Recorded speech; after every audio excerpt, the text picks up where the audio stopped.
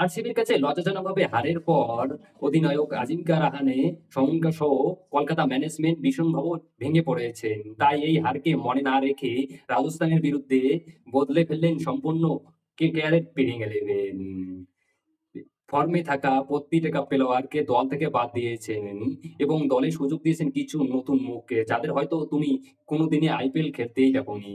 রাজস্থানকে হারিয়ে কামব্যাক করার জন্য কেকেআর সম্পূর্ণ প্লেইং 11 প্রস্তুত করে ফেলেছেন। কোন কোন প্লেয়াররা দলে সুযোগ পেল এবার দেখবো সেই এই ভিডিওতে।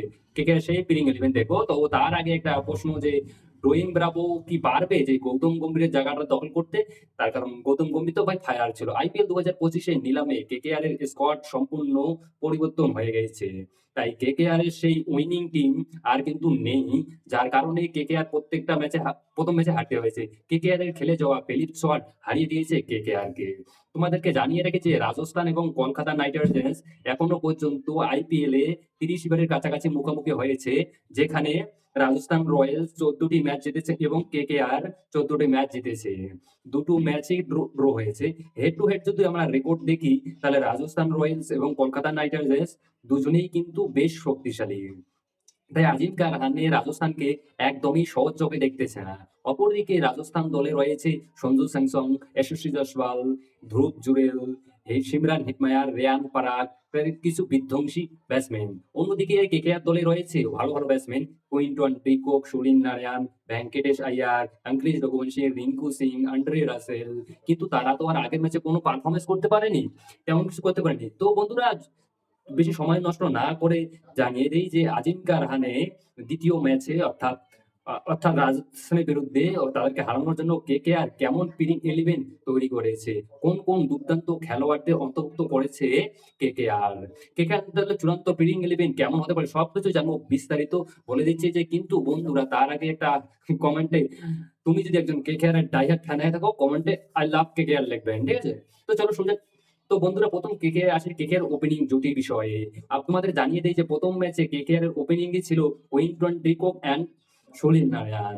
ডিকক 4 রান করে আউট হয়ে যায়, যদিও একটা ক্যাচ মিস করে, তবুও কিছু হতে পারে না। 3 ওভারে মাত্র 9 রান তুলতে পারে শুধু কেকেআর এর ওপেনিং জুটি। তাই রাজস্থানের বিরুদ্ধে হয়তো আপডেট কোনো, যেটা শোনা যাচ্ছে যে লাবনীশ শেষোডিয়াকে ওপেনিং এ হয়তো দেখতে পারি আমরা। প্রথম ম্যাচেই তিনি ইমপ্যাক্ট প্লেয়ার হিসেবে কিন্তু ছিলেন। প্র্যাকটিস ম্যাচগুলিতে তিনি দুর্দান্ত পারফরমেন্স দেখিয়েছে, তাই সুনীল নারায়ণের সঙ্গে হয়তো লাবনীশ শেষোডিয়াকে আমরা দেখতে পারি। অন্যদিকে সুনীল নারায়ণ কেকেআর দলে অন্যতম গুরুত্বপূর্ণ একজন খেলোয়াড়। প্রথম ম্যাচেই তিনি তার সেরাটা দেখিয়েছেন এবং ওপেনিং এ তিনি দেখিয়েছেন যে কেকেআর এর জন্য কেন এত গুরুত্বপূর্ণ। শুধু এই ম্যাচে নয়, যে এর আগের মৌসুমে তিনি 14টা ম্যাচে 488 রান করেছিলেন সুনীল নারায়ণ এবং বল হাতে নিয়েছিলেন 17টি উইকেট। সুনীল নারায়ণ আগের মৌসুমে বিধ্বংসী ব্যাটিং করেছিলেন।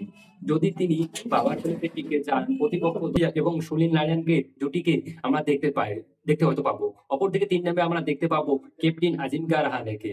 আগের ম্যাচে তিনি বিধ্বংসী পারফরমেন্স করেছিলেন। তিনি যদি না থাকতেন হয়তো, তাহলে হয়তো কেকেআর যে রানটা করেছে সেটা কোনোদিনও হয়তো হইতো না। তার ক্যাপ্টেন্সিতে অনেক ভুল রয়েছে, কিন্তু তার ব্যাটিং এ কোনো প্রকার কোনো ভুল ছিল না। 30 বলে তিনি 56 রান করেছেন। এটা মুখের কথা নয়। তাই তিনি তার সেরাটা দেখিয়েছেন। 3 নম্বরে আমরা আজিঙ্কা রাহানেকে দেখতে চলেছি, এটা গ্যারান্টি। 4 নম্বরে বিশাল বড় একটা হয়তো পরিবর্তন হতে চলেছে, সেটা হচ্ছে 4 নম্বরে আমরা ভেঙ্কটেশ আইয়ারকে দেখতে পেয়েছিলাম প্রথম ম্যাচে, কিন্তু আমরা এই ম্যাচে হয়তো দেখতে পাবো অঙ্কুরিশ রঘুবংশীকে, যিনি আগের ম্যাচে 5 নম্বরে খেলতে এসেছিলেন তিনি কিন্তু, যেটা তার জন্য কখনোই উপযুক্ত জায়গা নয়। তাই তিনি এই ম্যাচে 4 নম্বরে ব্যাটিং এ আমরা দেখতে পাবো। কেকেআর সবসময় নতুন স্টার প্লেয়ারদেরকে তৈরি করে। সেটার উদাহরণ হচ্ছে অঙ্কুরিশ রঘুবংশী। তিনি কেকেআর এর ভবিষ্যতের জন্য নতুন স্টার হতে চলেছে। এরপরে আমরা যদি 5 নম্বরে দেখতে পাবো ভেঙ্কটেশ আইয়ারকে। হ্যাঁ, সেই 23.75 কোটি টাকাতে ভেঙ্কটেশ আইয়ার অর্থাৎ 24 কোটি টাকা। সেই টাকার মূল্য দিতে কিন্তু পারছেন না তিনি। কারণ তিনি প্রথম ম্যাচে যে পারফরম্যান্সটা দেখিয়েছেন সেটা কিন্তু একদম এক্সপেক্ট করিনি ওর কাছ থেকে। যার জন্য তাকে এত টাকা হয়েছে, সেই পারফরম্যান্স তিনি আর দেখাতে পারছেন না।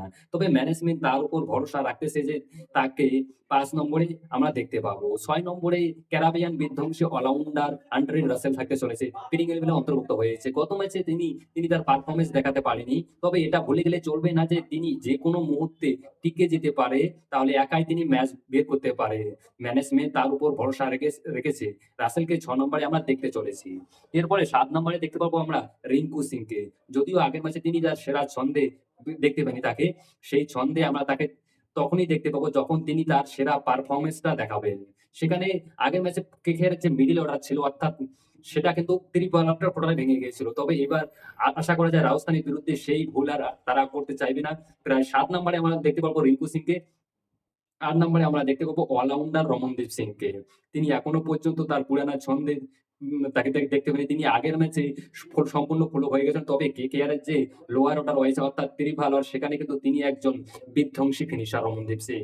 তাই আমরা রমনদীপ সিংকে ৮ নম্বরে দেখতে পাবো এবং ৯ নম্বরে দেখতে পাবো আমাদের বরুণ চক্রবর্তী, ১০ নম্বরে হর্ষিত রানা এবং ১১ নম্বরে দেখতে পাবো অ্যান্ড্রিক নোকিয়াকে দেখতে পেতে চলেছি। আগের ম্যাচে আমরা এদের মধ্যে কিন্তু কেউই ভালো পারফরম্যান্স করতে পারেনি, যেটা কেকেআর এর হারের অন্যতম কারণ হয়ে দাঁড়ায়। স্পেশাল জনসনকে এই ম্যাচে বাদ দেওয়ানো হয়েছে তার কারণ যে তিনি আগের ম্যাচে ভীষণ এক্সপেন্সিভ ছিলেন, অনেক রান দিয়েছেন।